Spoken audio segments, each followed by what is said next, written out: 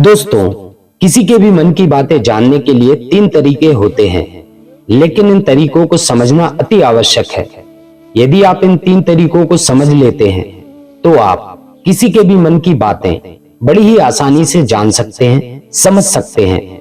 तो चलिए इसे एक गौतम बुद्ध की कहानी के माध्यम से समझते हैं कि किस तरह से आप दूसरों के मन की बातें जान सकते हैं, समझ सकते हैं। राधे राधे। आप सभी मित्रों का हमारे चैनल श्री कृष्ण राधा कुंज में एक बार फिर से स्वागत है।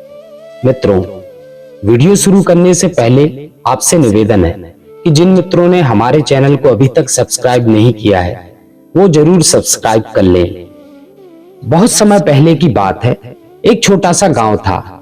उस गांव में 2 भाई रहते थे। बड़ा भाई अंधा था, जिस कारण वह हमेशा घर पर ही बैठा रहता था, और छोटा भाई खेती किया करता था। लेकिन खेतों में अधिक जानवर आने से पूरी फसलें नष्ट हो जाती थी, जिस कारण छोटा भाई बहुत परेशान हो चुका था। तभी उसे एक तरकीब सूझी। एक दिन उसने सोचा, खेतों में से इन जानवरों को भगाने के लिए क्यों ना मैं अपने बड़े भाई की मदद लूं। वैसे भी बड़े भैया अंधे हैं, अगर वह खेत में बैठे रहेंगे और जानवरों की आहट आने पर उन्हें जोर से चिल्लाकर भगा तो सकते हैं, जिससे हमारी फसलें भी बच सकती हैं। इसलिए उन्हें मैं खेत में बैठा देता हूं। यह सब सोच विचार करने के बाद उसने अपने खेत में ही एक छोटी सी झोपड़ी तैयार की और अपने अंधे भाई को खेत में बैठा दिया। उसने कहा, भैया, यदि कोई जानवर की आहट आपको सुनाई दे तो आप जोर जोर से चिल्लाना। यह सुनकर वह जानवर वहां से भाग जाएंगे और हमारी फसलें नष्ट होने से बच जाएंगी। बड़ा भाई अपने छोटे भाई की बात मान लेता है और वह उस दिन से खेत में ही रहना शुरू कर देता है। जब भी किसी जानवर की आहट उसे सुनाई देती, वह तुरंत जोर जोर से चिल्लाना शुरू कर देता, जिससे वह जानवर उसके खेतों से भाग जाते। ऐसा करते करते कई दिन बीत चुके थे। तभी एक दिन उसके खेत में एक हिरण भागता हुआ आता है और वह खेत के बांध को तोड़कर वहां से भाग जाता है। लेकिन उस हिरण का पीछा करते हुए एक राजा भी उस खेत में आ पहुंचता है। तभी राजा की नजर उस अंधे भाई पर पड़ती है। राजा उस व्यक्ति से कहता है, देखो, मैं यहाँ एक जानवर का पीछा करते हुए आया हूँ। क्या तुमने उस जानवर को यहाँ पर देखा है? इस पर वह व्यक्ति कहता है, राजन, मैं तो अंधा हूँ, भला किसी जानवर को कैसे देख सकता हूँ। लेकिन मैं आपको इतना जरूर बता सकता हूँ कि जो जानवर मेरे खेतों से होकर भागा है, वह आपके लायक नहीं है। आप उसके पीछे अपना यूं ही समय व्यर्थ क्यों कर रहे हैं? अंधे व्यक्ति की बात सुनकर राजा अचरज में पड़ गया। वो यह सोचने लगा, आखिर यह तो अंधा है, फिर इसे कैसे पता कि जिस हिरण को मैं तलाश कर रहा हूँ वह हिरण मेरे लायक नहीं है? यह अंधा व्यक्ति मुझे कैसे बता सकता है? तभी राजा उस अंधे व्यक्ति से कहता है, कहीं तुम मुझसे झूठ तो नहीं कह रहे हो? एक तरफ तुम यह कहते हो कि तुम अंधे हो और दूसरी तरफ तुम यह भी कह रहे हो कि जो जानवर यहाँ से भागा है वह मेरे लायक नहीं है। इस पर वह अंधा व्यक्ति कहता है कि राजा, जिसे आप एक हिरण समझ रहे हैं, असल में वह हिरण नहीं बल्कि एक हिरणी है, और वह भी गर्भवती है। और जहां तक मुझे ज्ञात है, मैंने कभी किसी राजा को किसी गर्भवती हिरणी का शिकार करते हुए नहीं सुना, और इसी कारण मैं आपसे यह कह रहा हूं कि वह हिरणी आपके लायक नहीं है। आप उसके पीछे अपना समय व्यर्थ ना करें। यह सुनकर राजा और भी अचरज में पड़ गया। वो यह सोचने लगा कि आखिर यह अंधा आदमी यह कैसे जान सकता है कि वह हिरणी है और गर्भवती है। राजा कुछ देर सोच विचार करने के बाद अपने सेनापति से कहता है, सेनापति जी, मुझे जानवर जिंदा चाहिए, क्योंकि मुझे यह पता करना है क्या वह हिरणी है और क्या वह गर्भवती है। क्योंकि अंधा आदमी बहुत विश्वास के साथ कह रहा है और मुझे इस बात की पुष्टि करनी है।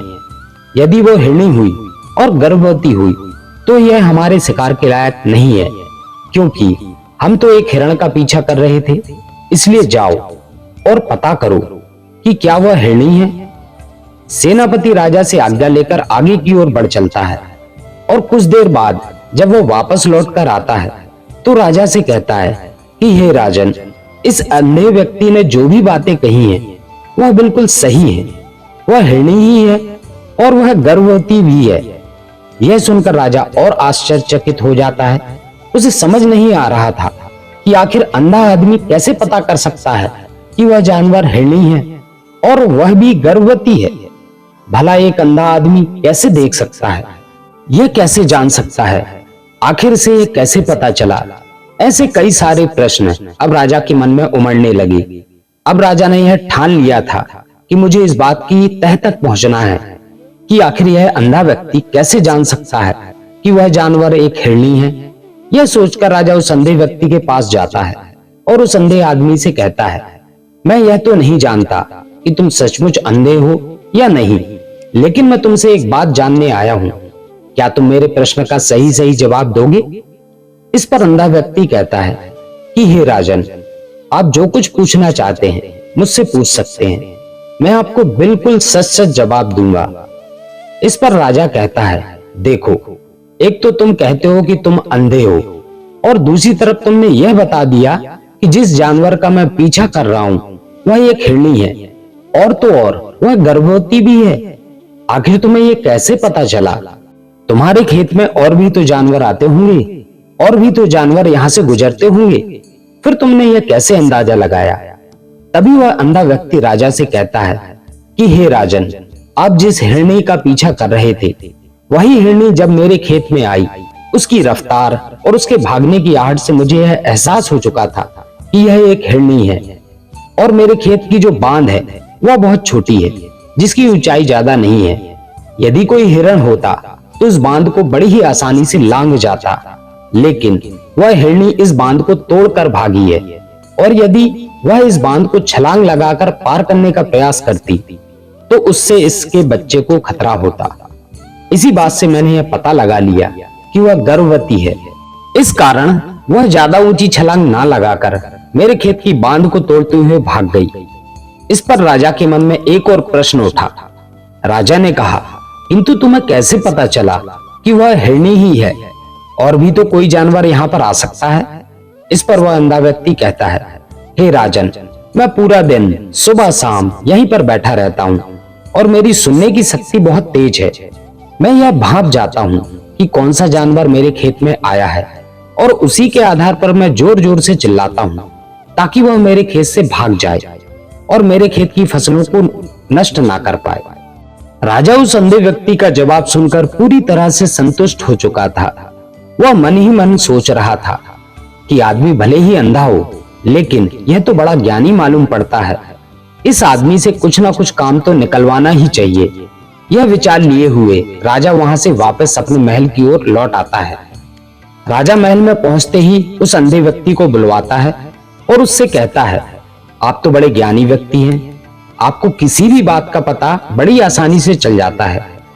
आज मैंने आपको यहाँ पर इसलिए बुलाया है क्योंकि मैं आपसे यह जानना चाहता हूँ कि मेरी पत्नी पतिव्रता है या नहीं। इस पर वह अंधा व्यक्ति कहता है, हे राजन, ये कैसा प्रश्न हुआ?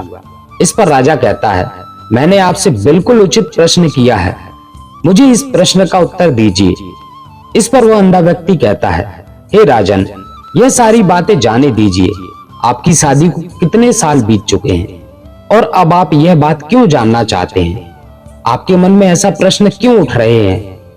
इस पर राजा जिद करते हुए कहता है, देखिए, आपको मुझे इस प्रश्न का उत्तर तो देना ही होगा।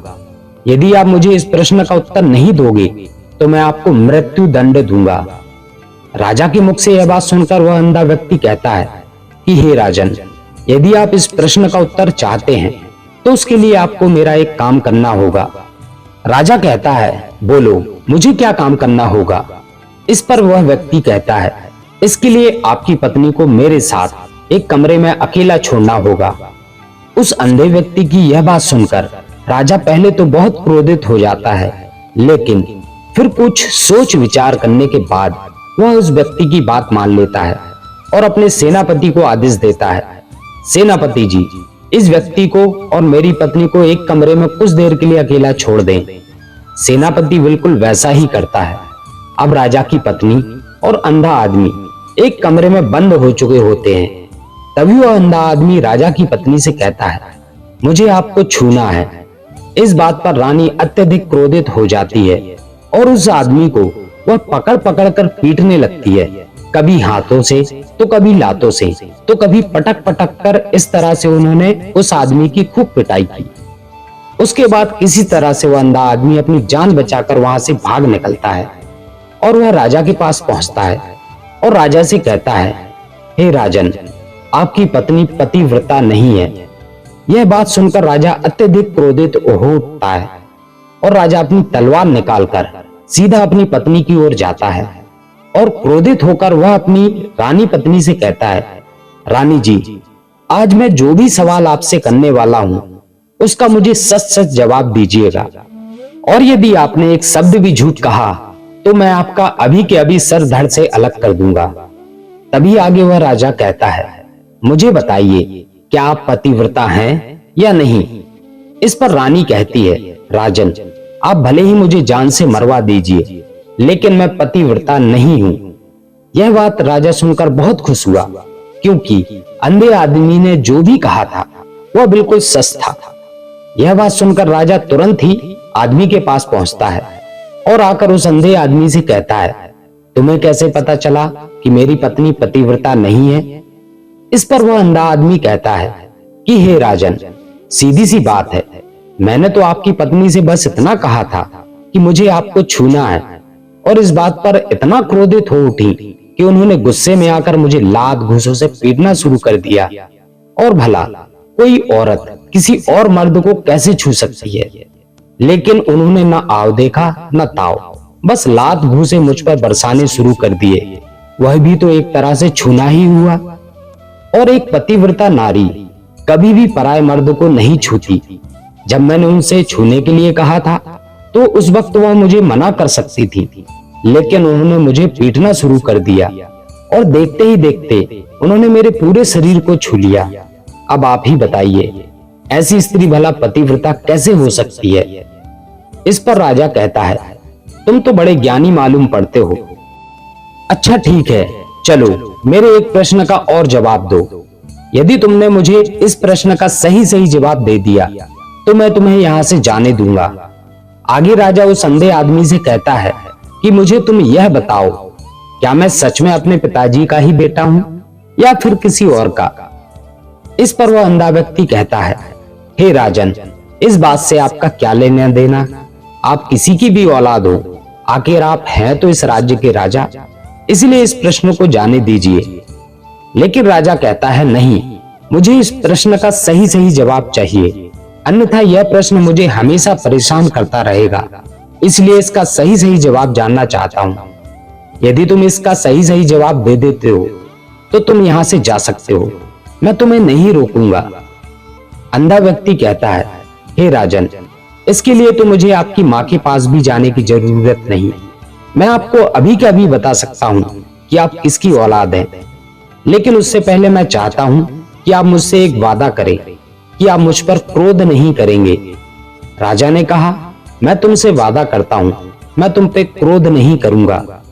इसके बाद वह अंधा आदमी राजा से कहता है कि राजा, आप हैं तो अपने ही पिता के पुत्र, लेकिन आप पर एक कंजूस सेठ की छाया पड़ी हुई है।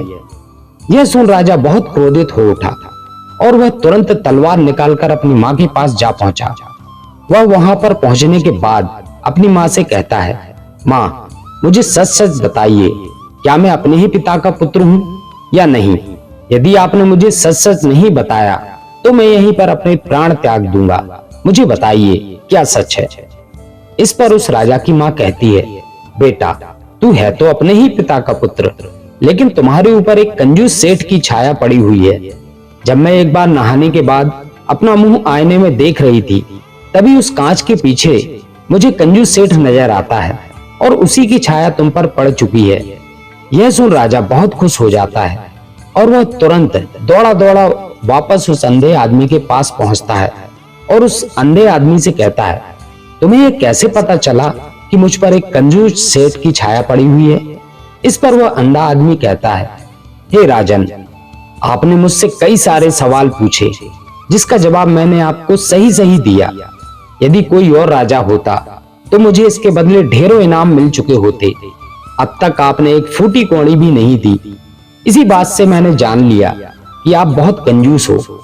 यह बात सुनकर राजा जोर जोर से हंसने लगा और कहता है कि आप जो भी मांगोगे वह मैं आपको अवश्य दूंगा, लेकिन मुझे यह बताओ कि तुम्हें कैसे पता चल जाता है कि कौन सी बात सही है और कौन सी गलत? तुम किसी भी बात का इतना सटीक और सही जवाब कैसे दे पाते हो? इस पर वह अंधा आदमी कहता है कि हे राजन, मैं वैसे तो अंधा हूं।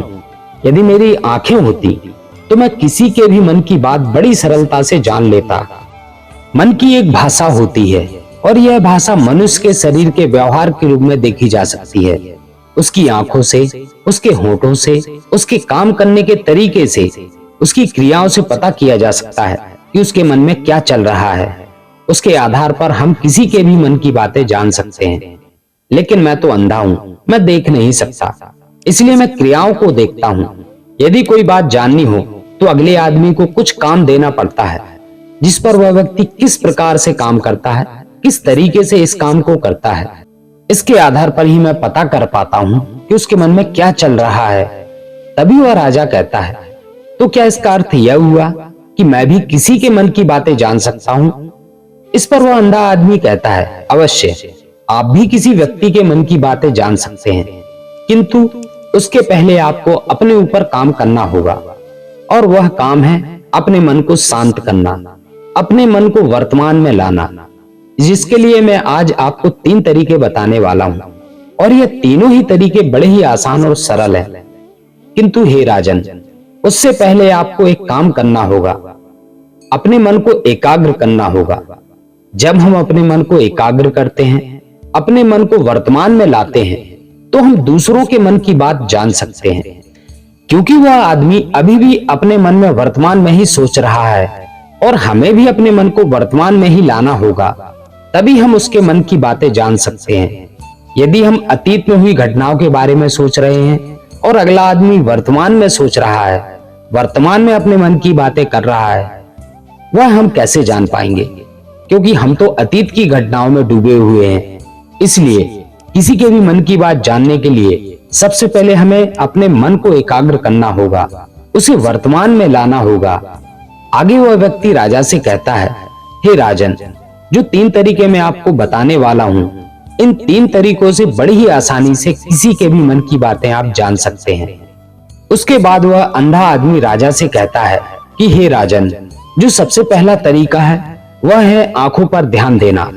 किसी व्यक्ति से बात करते वक्त उसकी आंखों को देखना, उसकी आंखों पर ध्यान देना, जो सबसे ज्यादा जरूरी है, क्योंकि आंखें बोलती नहीं पर बहुत कुछ कह जाती हैं। यदि हम किसी व्यक्ति की आंखों के इशारे को समझना सीख गए, हम यह जान पाएंगे कि व्यक्ति के दिमाग में क्या चल रहा है, क्या सोच रहा है और अभी वह क्या करने वाला है। मेरे पास आंखें नहीं है, लेकिन मैंने अपने गुरु से यह विद्या सीखी है, क्योंकि बहुत सालों पहले मेरे पास आंखें थीं और मैं उस वक्त लोगों के मन की बातें केवल उनकी आंखों से ही जान लेता था। इसीलिए यदि आप भी दूसरों की मन की बातें जानना चाहते हैं तो आपको भी उनकी आंखों पर गौर करना चाहिए, जैसा कि उनका आकार कैसा है, वह कब कहां किधर देख रहे हैं। यदि उसकी आंखें यहां वहां घूम रही हैं, जब आप उससे बात कर रहे हैं तो वह इधर उधर घुमा रहा है, कभी ऊपर तो कभी नीचे या कभी आसपास, या फिर उसकी आंखें खुश नजर आ रही हैं या फिर आंखें निराश नजर आ रही हैं, जैसे कि चोर होता है। उसकी आंखों में जब हम देखते हैं तो हमें यह पता चल जाता है कि अगला आदमी ने कोई गलती की है। ठीक उसी प्रकार जब हम किसी चालाक व्यक्ति की आंखों में देखते हैं तो आपको पता चलेगा उसकी आंखों में एक भाषा होती है। एक बहुत ही सीधा और आसान तरीका होता है। यदि आपको यह पता लगाना है कि सामने वाला व्यक्ति आपसे झूठ बोल रहा है या फिर सही, तो आपको उसकी आंखों पर ध्यान देना अति आवश्यक है। यदि आपसे बात करते वक्त वह व्यक्ति अपनी आंखों को यहाँ वहां घुमा रहा है, ऊपर नीचे इधर उधर दाएं बाएं हर जगह देख रहा है, तो इसका अर्थ यह हुआ कि वह उस बात से निकलने का कोई रास्ता ढूंढ रहा है, कोई झूठ बना रहा है। यदि सामने वाला व्यक्ति आपसे झूठ कहने का प्रयास कर रहा है तो वह आपसे नजरें नहीं मिला पाएगा। वह यहाँ वहां देखेगा, ऊपर नीचे देखेगा, लेकिन वह आपकी आंखों में आंखें डालकर कभी नहीं देख पाएगा, क्योंकि उसे डर है कि यदि उसने आपकी आंखों में आंखें डालकर देखा तो उसका झूठ पकड़ में आ जाएगा और लोगों को सच्चाई का पता चल जाएगा। और इसी प्रकार कुछ और भी भाषाएं होती हैं। जब आप किसी की आंखों में आंखें डालकर यह देखना शुरू कर देंगे कि उसके हाव भाव क्या हैं, ठीक उसी प्रकार चेहरे के हाव भाव होते हैं, जिससे हम मन की बातें बड़ी ही आसानी से समझ सकते हैं और इन्हें भी समझना बहुत जरूरी है। कभी कभी कोई व्यक्ति अपने चेहरे से, जैसे आंख, होंठ और बहुत से कुछ अलग अलग व्यवहार करता है। यदि आप किसी व्यक्ति के चेहरे में गौर करेंगे तो आप आसानी से समझ पाएंगे कि वह व्यक्ति निराश है, जब व्यक्ति बहुत उदास है, या फिर वह बहुत खुश है, या फिर उसे कोई बहुत बड़ा दुख है, वह अपने अंदर क्या महसूस कर रहा है।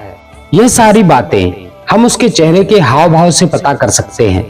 फिर चाहे इंसान जुबान से कुछ बोले या ना बोले, लेकिन आप उसके चेहरे से सब कुछ पता कर सकते हैं। आगे व्यक्ति राजा से तीसरा तरीका बताते हुए कहता है, हे राजन, इसी प्रकार तीसरी भाषा भी है, अर्थात तीसरा तरीका भी है, और वह है हाथों के इशारों और शरीर का व्यवहार। मन की बात समझने के लिए हमें हाथों के इशारे और शरीर के व्यवहार को भी समझना अति आवश्यक है। कोई व्यक्ति जब बात करता है तो आपने देखा होगा कि वह अपने हाथों को हिलाता है, अपने हाथों से इशारे करता है, बातों के साथ साथ अपना शरीर का जो व्यवहार है अर्थात बॉडी लैंग्वेज, उसका भी पूरा उपयोग करता है, जिससे हमें यह पता चल पाता है कि वह व्यक्ति हमारी बातों पर कितना ध्यान दे रहा है और उसके मन में क्या चल रहा है।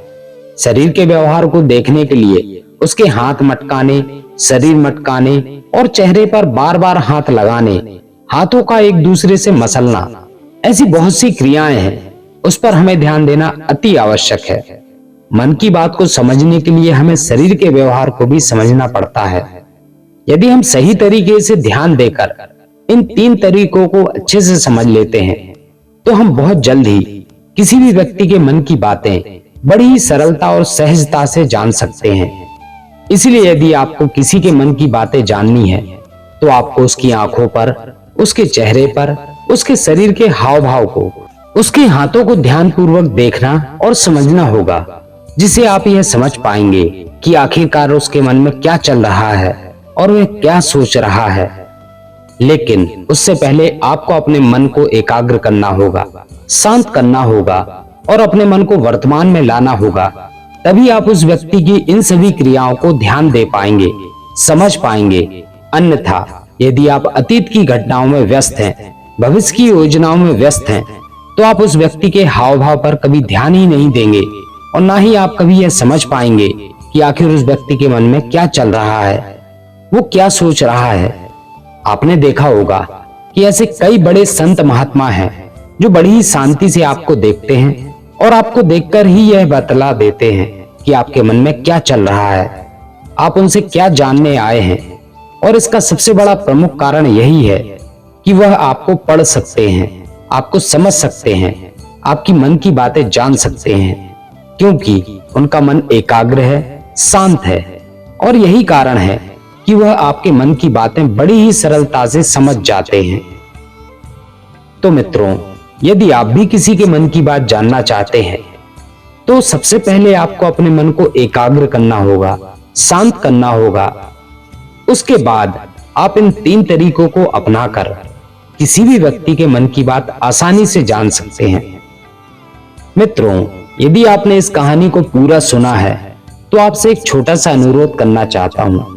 जिन मित्रों ने हमारे चैनल को अभी तक सब्सक्राइब नहीं किया है तो सबसे पहले चैनल को सब्सक्राइब जरूर करें, ताकि मैं ऐसे ही ज्ञान से भरपूर कहानियां, मोटिवेशनल वीडियोस आपके लिए लेकर आता रहूं।